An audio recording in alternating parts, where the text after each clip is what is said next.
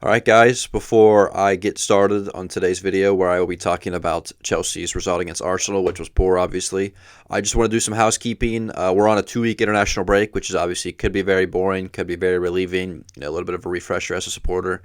I'm going to be using these next 2 weeks to push very hard for 100 subscribers on YouTube.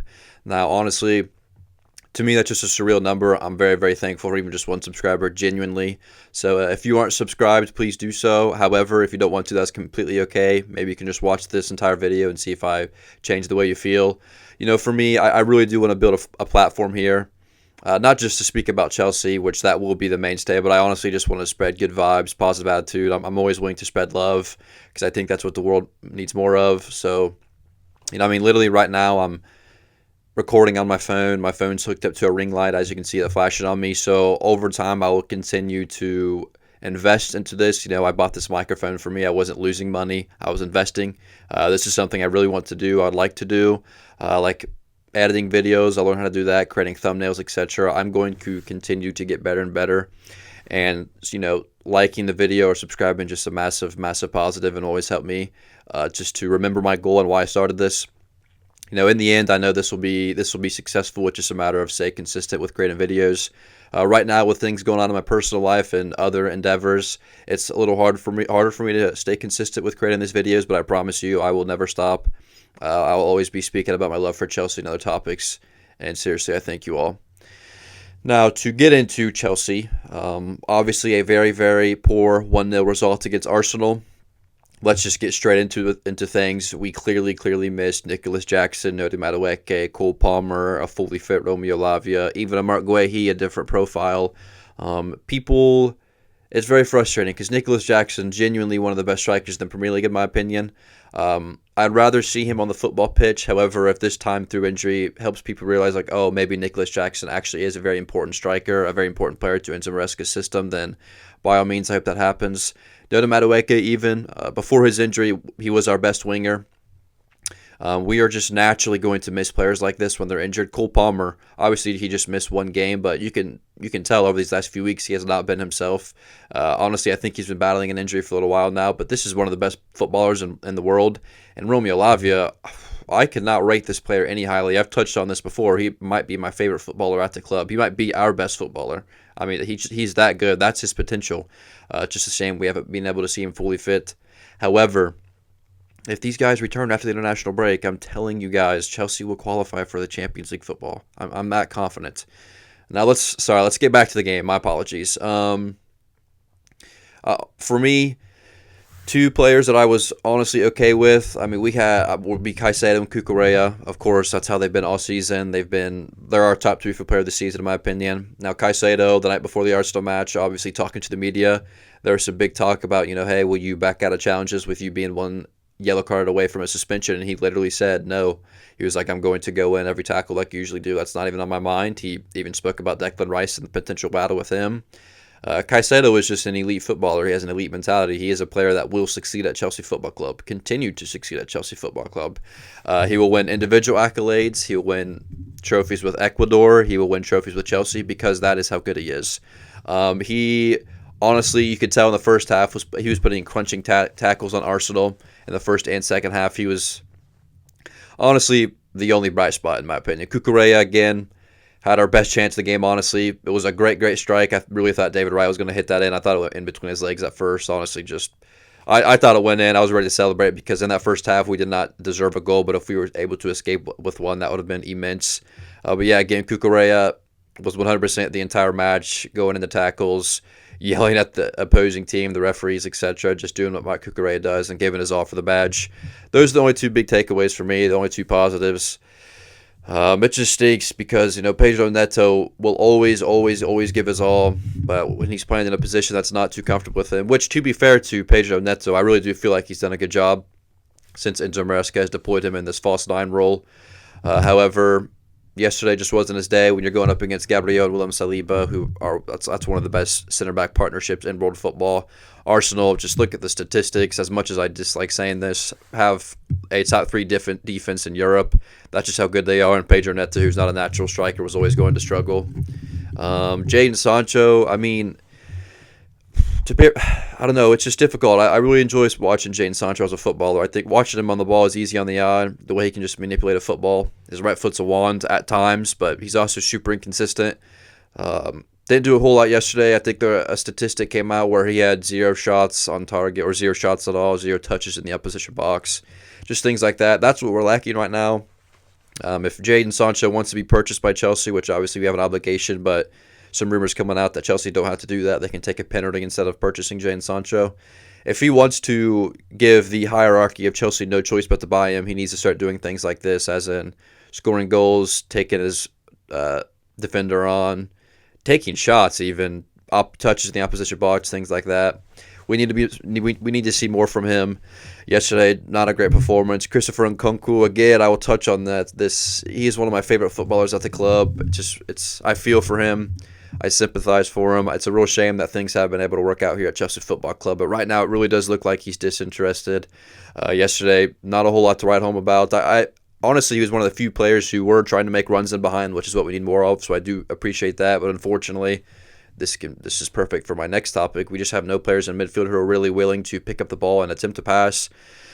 Our best chance in the game came from Reece James picking up the ball in midfield, looking up, playing an unbelievable pass to Jadon Sancho, because that's what Reece does, and Jadon had an unbelievable touch, and we created a chance from that. We needed to see more of that from Reece James, more of that from Sancho, just more directness. And that was honestly our best bit of play. We had the ball for like 5-7 minutes, and it was a great build-up play, good possession.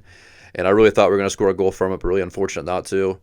It's just, we need to see a little more from Reece James in those situations. I think he just needs to take more risks. However, this is still a brand new position to him. Over time, he will become more comfortable with these new zones he finds himself in, these new areas. It's natural. These things take time to learn a new position. Enzo Fernandez, even, I think he's been one of our better players this season. He's been a top 3 footballer this season for us. He did struggle yesterday. He did try to jump deep, pick up the ball a little bit, and find a pass. But again, we had no runners in behind. Nobody was really attempting or looking to make those runs in behind, we had no vertical threat, which is what hurt us. That's why we miss Madueke and Nicholas Jackson. That's why Pedro Neto on the wing will be immense. Even yesterday, I feel like Pedro didn't really look to get in behind a whole lot, which honestly, that's his game. I was really confused about that. Wesley Fofana, I mean, one of my favorite. He's very important to this team and the way we like to play. Yesterday, I didn't think was one of his best performances, but I also didn't think he was terrible. He got really lucky to escape with a yellow card in the first half. I can't believe it took him that long to even receive a yellow card. Robert Sanchez looked shaky. Badiashile, I thought in the first half was very, very poor. However, I want people to understand, I thought the second half he was much, much, much better. He looked much better in possession. Looked better coming in the tackles. He looked more confident. I think quietly, Badiashile has been building and building and building since coming back. He's putting together some good performances, and hopefully this keeps up, because I think he could be a very, very good footballer, very, very good center back in the future. Just with his stature, just natural. I mean, he's huge, and if he can become the player that we think he can, that'd be awesome for Chelsea. Now, it was very nice to see Lavia come back in the last 10 minutes of the game. I know a lot of people wanted him to start. A lot of people were confused why he didn't come on sooner. But, I mean, he's just returning from injury. He's been injured for the majority of the season. Enzo Maresca has talked about protecting players like Wesley Fofana, Reece James, Romeo Lavia. He was never just going to throw Lavia into the fire and start him right away. I think it was smart, as much as I want to see Lavia play.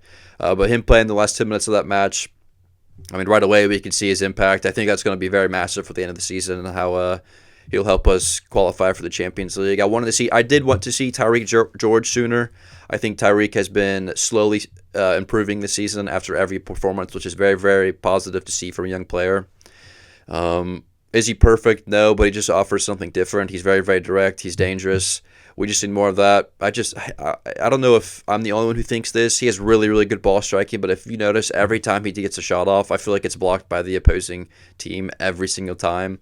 I just think he's been getting really unlucky. I do think his first goal for Chelsea is coming. I just think Maresca maybe just needs to, I don't want to say trust him a little more, because clearly he's given him an opportunity, but sub him on earlier in these matches, and maybe even give him a start. Who knows? Could offer a different profile. And with all due respect to Jadon Sancho and Christopher Nkunku, it's not like they're offering us a whole lot at the moment, so maybe Tyreek George, who's young and hungry, will offer us something different and perform better. Honestly, it doesn't hurt trying, in my opinion. like Mikel Arteta touched on this after the game, Chelsea being one of the best attacking. Well, he said Chelsea by a mile are the best attacking team in the Premier League, and honestly, people will be baffled that he said this. But if you look at the underlying statistics, Chelsea are one of the better attacking teams in the Premier League. And I also sympathize with Maresca with what he said after the game yesterday, and I honestly kind of agree with him.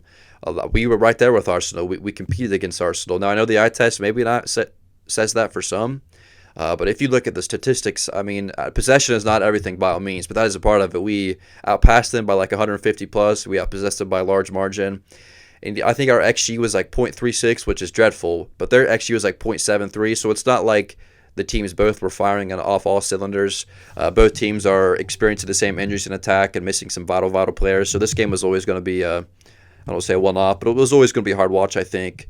Of course, Arsenal haven't scored a set-piece goal in however many months, and Chelsea, it was always going to be us that they broke the run against, and Mikel Merino, what a finish. I mean, like, actually, what a finish that was. That was a striker's finish. I don't know if he could do that again if he tried. I can't believe it would have won, and I was like, fair enough.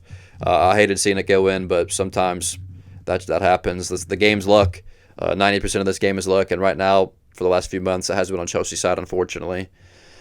But yeah, overall, it's a match I wanted to win. Even if it was a draw, I want to beat Arsenal every time. I want to win every game, but I would have taken a draw against Arsenal after seeing our performance yesterday. I don't think our performance was as bad as some people were saying. I'm seeing people call for Maresca out. It's just, to me, that's just way too immature. People are way too reactionary, letting their thoughts take over. For me, I always try to stay calm and composed. I always try to see the bigger picture. The bigger picture for me is we're missing Cole Palmer, Noni Madueke, Nicholas Jackson, a fully fit Romeo Lavia, a fully fit Wesley Fofana. Mark Guehi is another profile. That's the bigger picture. When these players return, by all accounts, this is what we've been told. Maresca and his pressers and media outlets have been telling us that these players will return after the international break. Absolutely massive. I mean, what a massive boost. Our top 3 goal scorers this season: Cole Palmer with 14, Nicholas Jackson with 9, and Noni Madueke with 7. Those are our top 3 goal scorers in the Premier League, and they're all missing right now. It's only natural that we're going to struggle to create chances. It's only natural that we're going to struggle to convert these chances that we do create because we're missing our 3 best goal-scoring threats in terms of the numbers and by statistics this season. So I know it's hard after losing to your rival 1-0, especially the manner that we did, but there's always a bigger picture. There's always context to take into account, seriously. Again, I'm not accepting the performance. I'm not accepting the result. We're Chelsea Football Club. Win, win, win. That is our mentality. That will always be my mentality towards everything. But I think that after the international break, I mean, let's talk about the international break right now. We sit 4th in the Premier League table. 4th in the Premier League table. That if the season were to end right now, we'd be in the Champions League position. So for the next 2 weeks, yes, Newcastle now have a game in hand, but I'm not sure why people automatically give them 3 points. They still have to win it. Chelsea are in our Champions League position for the next 2 weeks. That is a massive positive. That is progress from last season, which is what we were looking for. So seriously, there's always positives. It is still in our hand. It is under our control, which is what you want. If we went out, we're in the Champions League. That's the biggest thing for me. Everything is under our control. We just have to capitalize on our opportunities. First game back will be against Tottenham, which we always seem to beat Tottenham. That'll be a massive match. We need a big response after our performance against Arsenal. Let's just hope the guys will get it done. I'm very, very, very excited to see what our starting 11 looks like. If we do have players returning from injury, what Maresca decides to do. Yeah, honestly, I'm going to miss the Premier League for the next 2 weeks, but I think this is important for not just the players and the coaching staff and the club in general, but us supporters just to take a little break from the Chelsea Football Club and just other clubs in general. And I don't know, just like Maresca said in his presser yesterday, preparing for this last sprint, which is very, very important. For the next 2 weeks, I do have some video ideas I've been thinking about. I have some in my notes right now. I've been kind of brainstorming some ideas. We'll be talking about the 2 massive signings that Chelsea have made over the last week, and Dario Esugo and Giovanni Quinda. 2 awesome footballers with bright futures. I'm very excited to talk about those. We'll talk about the reports coming out about Chelsea looking to sell 7 to 8 players to fund a striker or help fund a big-name striker. I don't think that's as big a deal as some people are saying with some of the names that will sell that people don't even want to at the football club. But seriously, if you're watching this, I appreciate you very much. I hope you all are doing well and staying safe. Again, there's always a bigger picture, short-term pain, long-term gain. That's a true thing. That's a real thing. I really do think Chelsea Football Club will see the light again and we will be on top. But I talk about this all the time. Immortality is the goal. We don't want to just beat Arsenal. We don't want to just beat the Leicester Cities, the Manchester Cities, the Liverpools, etc. We are building for something bigger and better, and that is trophies, trophies, trophies, trophies, trophies, success, success, success. Everything you can think of. Again, this is a 5+ year project. Do not just write it off after 2 or 3 seasons. I'm telling you, you want to be on the right side of history. I will not stop believing. I will not give up. And yes, thank you all for watching.